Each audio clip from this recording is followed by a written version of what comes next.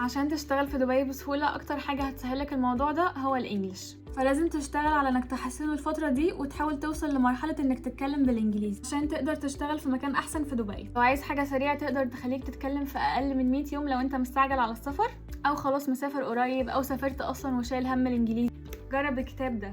كتاب اهم 6000 جملة مترجم بالعامية، وهو اصلا مخصص للناس اللي عايزة تتكلم انجليزي بسرعة ايا كان مستواهم ايه، لانه معتمد على فكرة الجمل مش الكلمات، عشان بدل ما تقعد تحفظ كلمة كلمة تحفظ بالجملة عشان تقدر تتكلم اسرع. والطريقة دي اسمها تشانكس، ودي الطريقة اللي بيتعلم بيها الناس اللي بتتكلم انجليزي وكذا لغة تانية. فلو انت عايز تعرف بيتعلموا او بيتكلموا انجليزي كده بسرعة ازاي، هتلاقوا فيه كل المواقف المهمة اللي ممكن تقابلكم في السفر عشان تعرفوا تتعاملوا مع مختلف الجنسيات هناك، وخاصة في الشغل، وكل حاجة متسجلة بالامريكان اكسنت عشان تعرف تنطق صح. فلو سفرك خلاص قرب تقدر تاخده معاك، عشان لو عارف انك هتتعرض لموقف معين تراجع الجمل قبلها، زي مثلا في الشوبينج، في المطاعم، واي حاجة تانية. لو محتاجين الكتاب عشان تتكلموا انجليزي في اقل وقت ممكن، وحتى كمان تشتغلوا في اماكن احسن، هتلاقوه في صفحة فيروز الجندي، وممكن كمان تشتروه من خلال اللينك ده.